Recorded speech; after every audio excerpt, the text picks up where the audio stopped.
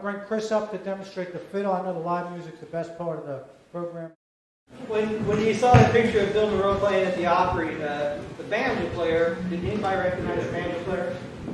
This is your trivia question, bluegrass question today. Related to bluegrass too. Okay. His name is Bobby Hicks, and he is one of the preeminent bluegrass fiddlers, but he also plays banjo. And that picture, most of the time you see footage of Monroe at the Opry, Bobby's usually on the fiddle. One of sometimes two or three fiddlers. But in that case, he was playing banjo. He's a fine banjo player. He also toured with Ricky Skaggs for years, and he played a little banjo with Ricky for years.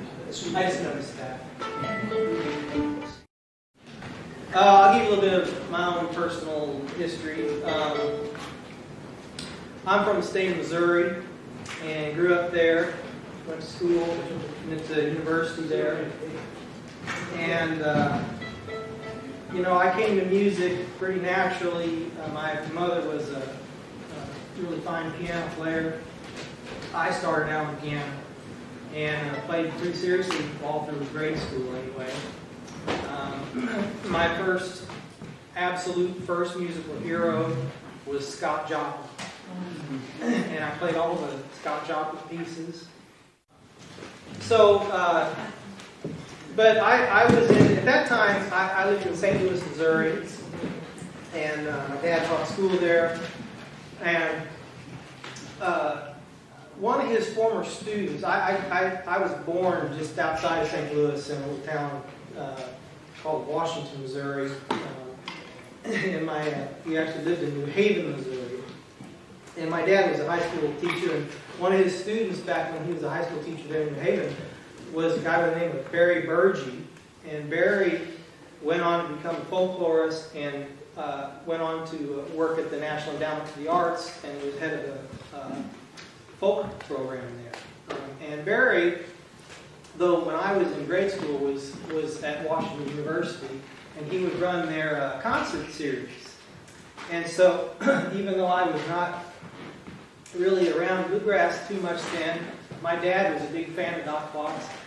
And so, I can remember going to Graham Chapel when I was probably 8 or 9 years old and seeing Doc and Will Watson do concerts there.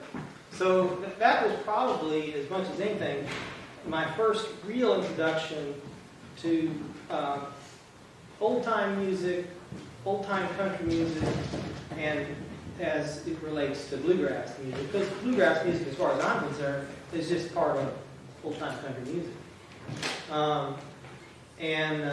So that's a little bit of... So how I get into bluegrass? Well, that grew from that, I suppose. And we moved to the southern part of the state. I lived in a little town called Ozark, Missouri. They had fiddlers on the town square every Saturday night.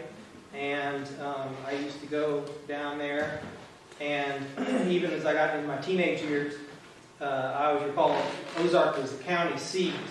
It had the county courthouse was right there, the town square. And all these other kids, they'd be out driving cars around the square on Saturday night. And I'd be in there playing fiddle with the old timers. Didn't matter what time of year it was. Could be, and it was a place called the Shack. It was right at the corner of the street corner. It was just a fire trap if you could ever have one. And it was all wood panel around. Had a glass, you could look out the window out into the street. But beyond that, it was just a wood panel. Had a wood stove, wood floor, and a pot-bellied stove in the middle of the room for when it was cold. They'd have that going. And all the wall was just lined with old newspaper clippings. I mean, it was. I cannot believe the place never burned. But it didn't. And that's where. So I sort of, as it were, I started playing guitar, picked up a little banjo, started playing fiddle when I was probably 16, and which brings me to the bluegrass part of fiddling. The reason I really got into the fiddle was because of seeing Bill Monroe and Bluegrass Boys when they came through Marshfield, Missouri one time, played at Marshfield High School. And the fellow playing fiddle with Bill Monroe at that time was Kenny Baker. And Kenny Baker is one of the preeminent fiddlers that's ever been part of American music. He was a Kentucky fiddler, and Monroe loved him. He was not by any means the first fiddler that played with Monroe, but he came along in the late 1950s. He was a farmer and coal miner, and over the next, 25 years, he was in and out of Monroe's band, recording with them, touring with them, and certainly played some of the made some of the seminal recordings with Monroe. But Baker was a tremendous fiddler. One of the things that was striking about him is how fluid he was, because you think about old-time fiddling, and sometimes you just don't think of it being very fluid or very, you don't think of the fiddle being sometimes, a lot of old-time fiddling was dance music, and it was kind of rough and ready and really rhythmic, because they were driving the dance. But you don't necessarily think about it as being sometimes as melodic as we might think of some musical forms. But Baker was extremely melodic and had what we call this long bow style that's so commonly attributed to the bluegrass fiddling. Let me play something. Shut up.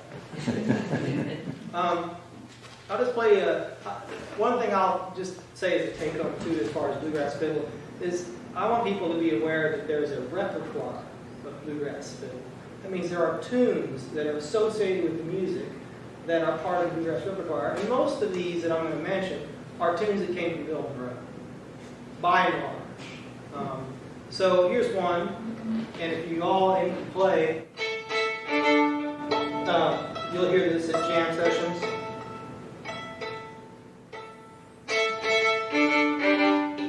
It's called Gold Rush. It's not difficult. It's in the key of A. For anyone taking notes.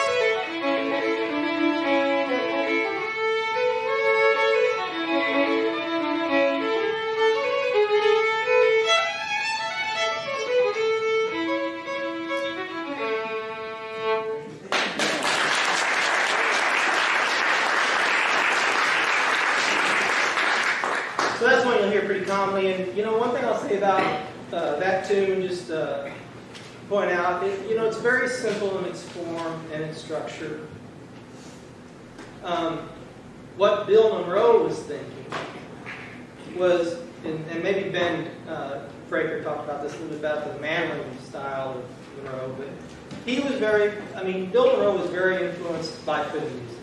Fiddle music was, it was and still today, as far as I'm concerned, fundamental to rural country musical sounds. And it was dance music. And I think the Scotch-Irish ancestry of the Monroe family is talked about quite a bit. And so he kind of liked sort of getting that bagpipe sort of sound in the music.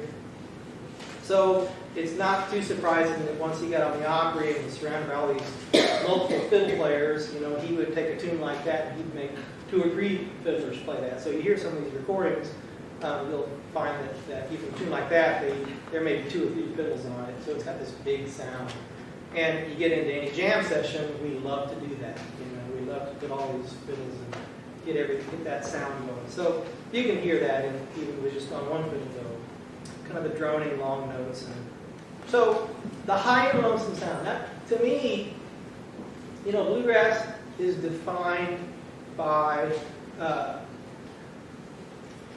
the high and lonesome sound being a resonance within the music, as far as I'm concerned. It's a way of singing.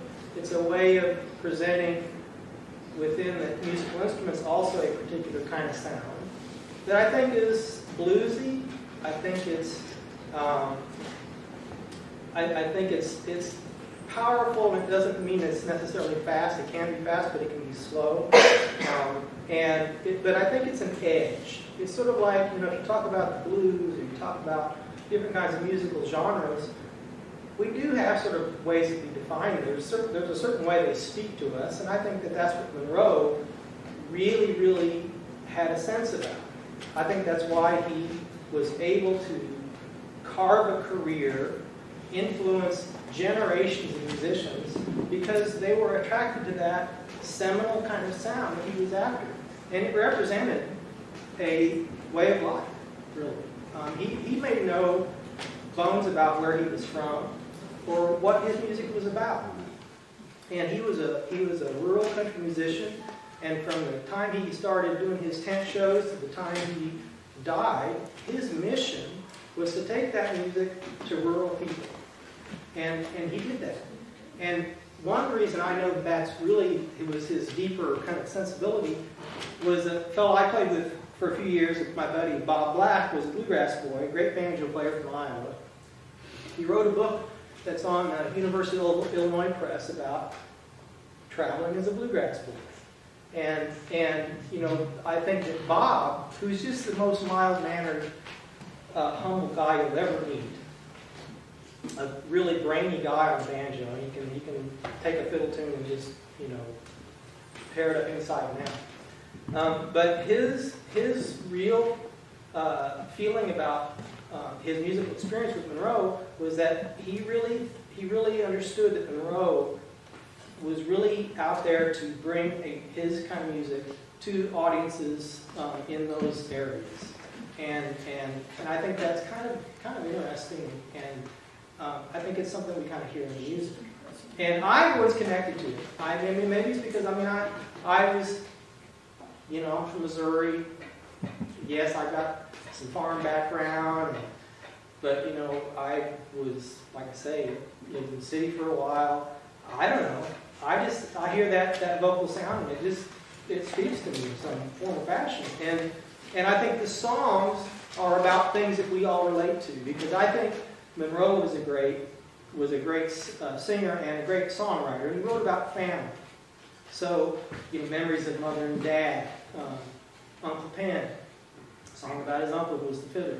These all were things that, basically touch common things that we share, So back to the fiddle. So his first fiddlers were, the two most important early fiddlers of Monroe were two Florida fiddle players. One was Vassar Clemens. Vassar Clemens was one of the first to record with Monroe, if not the first. He recorded the first version of Mule Skinner Blues that we all have heard, if you've heard any of Monroe's music. Vassar was about 16 years old when he recorded the Mule Skinner Blues. And what's really great, if you all don't know who Vassar Clemens is, you've heard of Vassar Clemens probably, right? Unbelievable fiddle player. He just passed away a couple of years ago. And, Dave was talking about all these other, modern, quote-unquote, progressive bands. I mean, none of those would exist without Vassar Clemens. He was completely influential in that whole mix, too. But he goes back to the very early days of Bill Monroe. And even when he was 16 years old, you could hear in his fiddle playing that bluesy sound. So, like, Mule Skinner Blues was...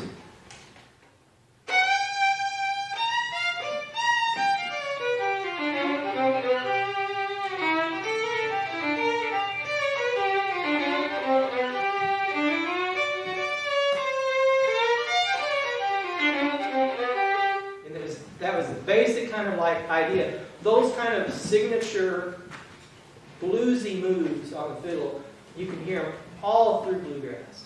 They were so influential. And the other one was Chubby Wise. Chubby Wise, again, also played on some of the earliest Bill Monroe recordings. And so like another would be that Chubby played on something like Sweetheart of Mine, Can't You Hear Me Calling?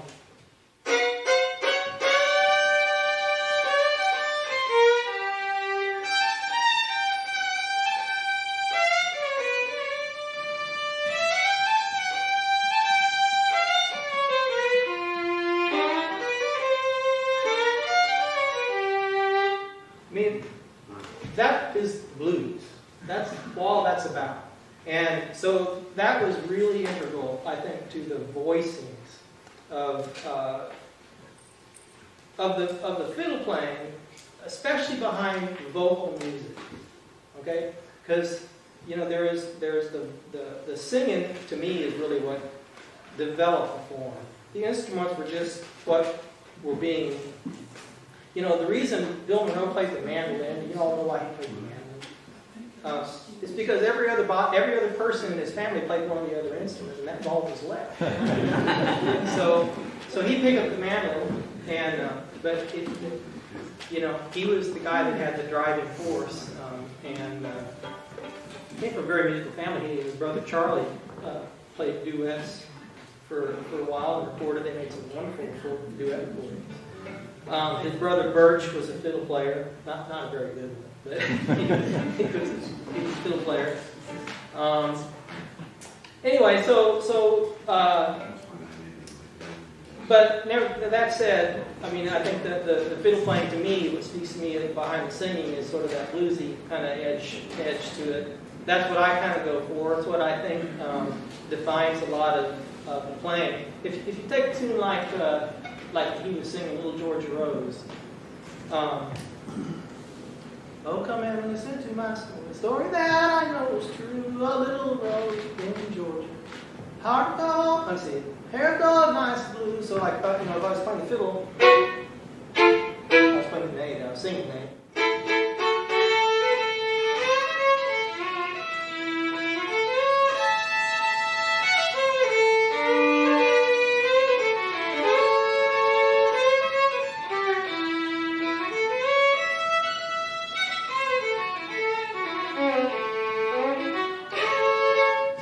I'm trying to bring the same kinds of things into the melody on the fiddle that I would if I was singing. That's really trying to bring that same kind of blues. And I think they usually would play that like in B or C. So.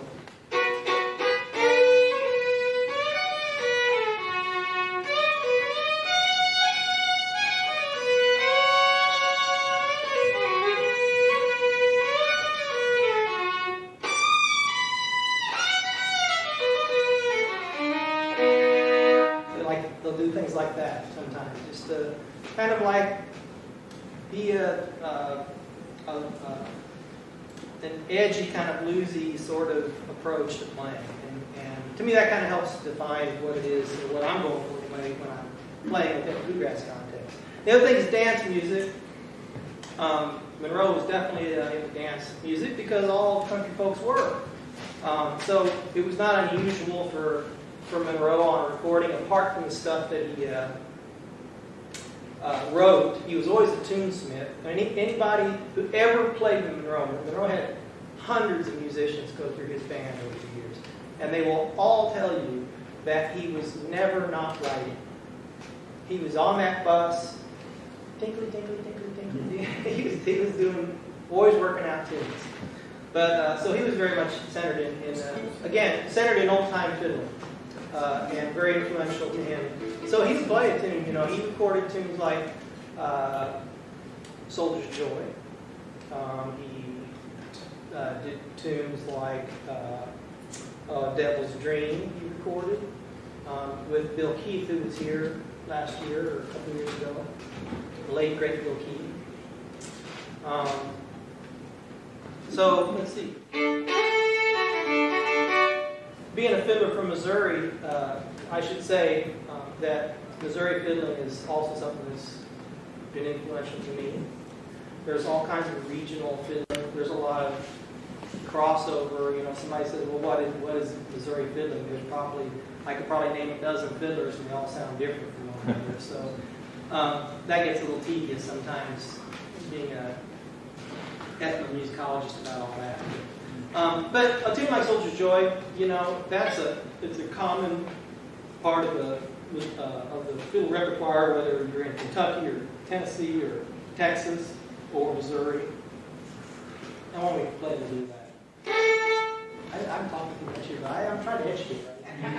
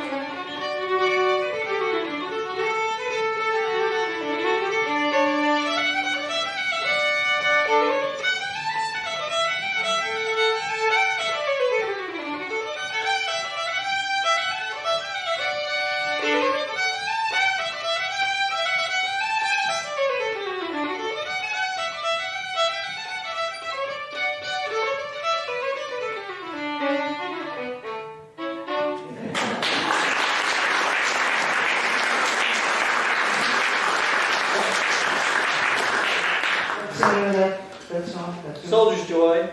And I never played anything the same way twice. Is your background Scots-Irish? No. My background is like probably most of us in this room. It's a mishmash of stuff. No, I don't have like real strong.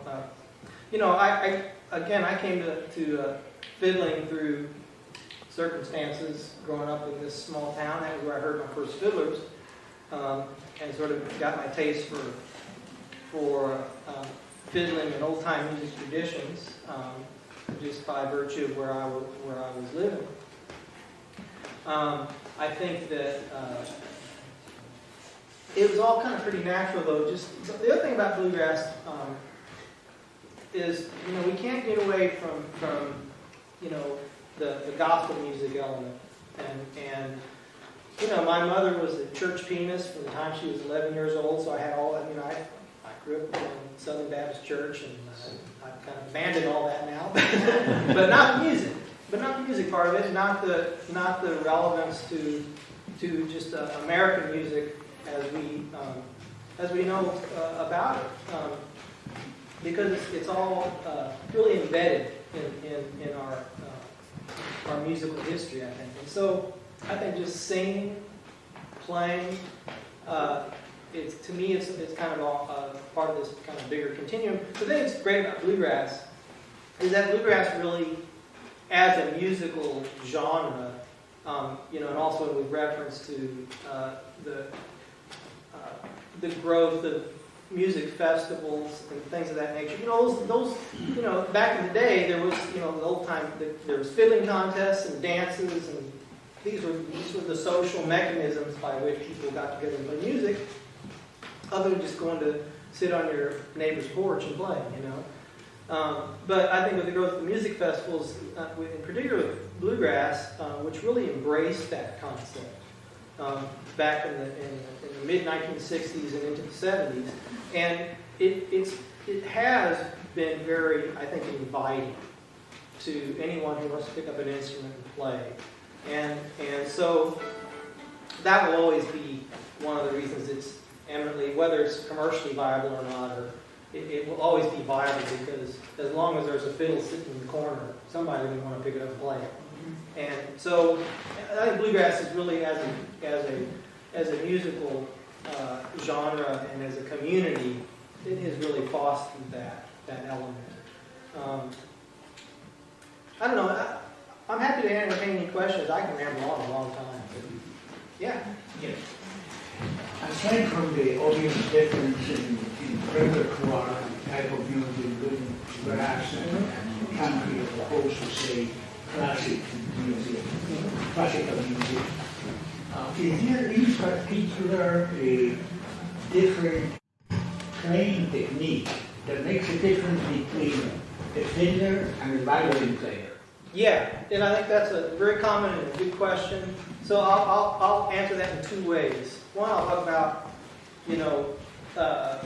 just the instrument itself, because that always comes up. Is the fiddle a violin? Yes, it is. This instrument here, it's like many things in life when you have certain material things that you really like. Not many musicians I know don't have a certain fascination with instruments. Okay, they just like them. And, so for me, I've always been on the hunt for the greatest fiddle. For me, within a certain price range. But honestly, so I'll just tell you about my instrument. This is a fiddle that is 1889. Built in Copenhagen by a maker by the name of Adamson, who was, if you look, there's the giant tome of a book called basically fiddle makers and bow makers. It's like if you go to any violin shop, they'll have it. It's like the Bible of fiddles, right? And so Adamson's written up there. He was a maker in Copenhagen who made the whole violin family. He was actually probably more known for his basses. But he made fine violins. This was, and so this fiddle ended up in a shop in St. Louis with a buddy of mine, Jeff Sides, who's the owner and also a great fiddle player. Had this instrument, and over the years I'd go home, to see family, and go see Ken, and I'd go down to Jeff's shop, and he'd send me fiddles, and I'd send them back. I don't know how many fiddles I had in my hand through his shop, and finally I went in there and I was just poking around, we were playing. And he said, "Oh, Chris, before you go, I'll show you this one other." And he showed me this fiddle. And it had been in the shop not too long. It had been owned for about 30 years by a symphony player in southern Illinois, and who was wanting to get a better violin, better meaning an Italian violin. Okay? And, that's a whole other world, too, but anyway, I like this fiddle. It's been a pretty good workhorse for me, and I've got other fiddles at home. But anyway, they're the same instrument. And yes, the answer to your question is there's definitely a different approach. I mean, the only classical training I had was on the piano, which I studied pretty in-depthly for quite a few years. But I never had any lessons on any other string instrument. I just was a kid that just picked them up and just started playing. So I watched people. And what I will say, back to the very first, when I mentioned the name Kenny Baker, was I saw Kenny Baker play, and I said, I want to look just like him when he plays. So I'd stand in front of the mirror, and I'd watch, and but, ultimately, you can hear the difference. Nobody showed me how tight my bow should be, or how I should hold my hand, or I just figured it out in whatever felt comfortable to me and looked like it was ergonomically not going to kill me. And beyond that, it's just what you hear in your head and what you absorb. And what I absorbed was country fiddling, country and bluegrass fiddling. So there's no way you can toss me in any other kind of pool, I'm not going to sound like it. As much as and I play lots of other different kind of music, but there's no way that I'm going to get away from that. It's part of it. It's part of what I play. And if you put a classical music player who has that refined kind of technique, and you put them in a different context, you're going to know it. And I think we all know this. It's not that they can't do it, or that I, wouldn't think that they could sound good or something. But I'm just saying that we are deeply. I mean, music is language. Music is language, and you either understand the language and you communicate through that language, or you don't. And so my approach is what I developed from my own personal struggles and listening when I'm listening. So I definitely think there's a different approach. And to explain that approach is a little difficult, but ultimately when people come to me for fiddle lessons, a rare person who discovers that I'm living up the street or something. I give pointers about how I do things. I try to tell people that whatever instrument you pick up, try to make it so it's comfortable. It shouldn't be a wrestling match, with the instrument. And then try to put it in the right direction and do a lot of listening. And that's been my approach. I know we're short on time, but could you give us one more tune before we have Sure. I'll do I played a tune in A, I played a tune in G, I played a tune in G. This is a tune that's another Monroe tune. And again, I mentioned the word repertoire. If you are interested in bluegrass fiddle or know anyone that's interested in bluegrass fiddle, the first thing that they should do is actually know the repertoire of tunes that are associated with bluegrass fiddle. So this would be one of them. It's called Wheelhouse. It's another Bill Monroe tune. Wheelhouse refers to, going back to what Bill Monroe was. He was a country boy. He was a farmer. He was a farmer from the day he woke up to the day he died. He had mules, and the wheelhouse was referred to a mule that was driving the plow. I believe it was the mule on the driver's side right. Anyway, I could be wrong on that. Don't quote me on that. But here's the tune.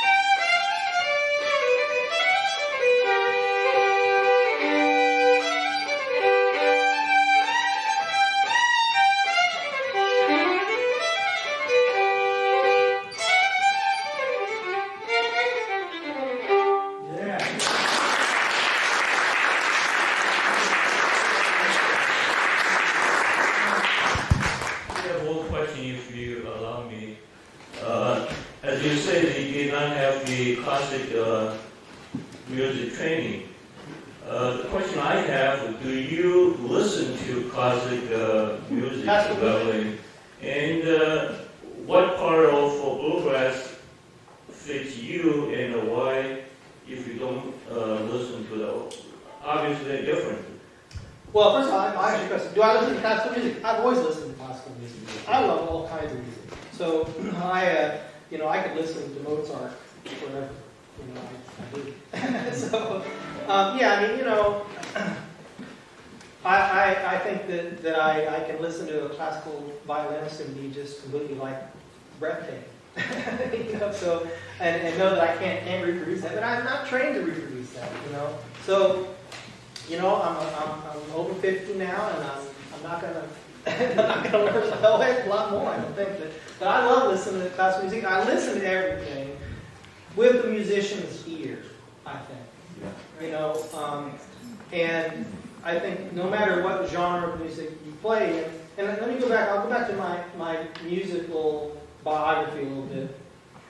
and go back to my whole perspective on American traditional music and the American songbook. You know, to me, when I think of early rural American music, you know, African American influences and Scotch Irish and immigrants and, you know, all this stuff has been there for so long. There's been a mix there. I mean, the old territorial bands that travel around. One of my influences on the fiddle is Claude Williams, who was from Oklahoma. He was Count Basie's very first guitar player, but he was a fiddle player and a banjo player. And in the black territorial bands, you know, many of them had string instruments in it. And so, you know, this kind of like idea of jazz is this and bluegrass is that and blah. You know, it all comes from this same kind of wellspring of music. And, you know, Claude, he played Bob Wills tunes, you know, but he also played Lester Young. You know, he was a jazz, he would say I'm a jazz player. He was a jazz player. And he was fantastic. You never saw anybody swing it any harder than Claude Williams. But I just think about all this, you know, when I think about people who I've seen and learned from and listened to and sort of shaped my kind of perceptions of music, I think about all these things, you know, about these kinds of people and the kind of deep history of this thing. You know? Yeah, good. I think we got it.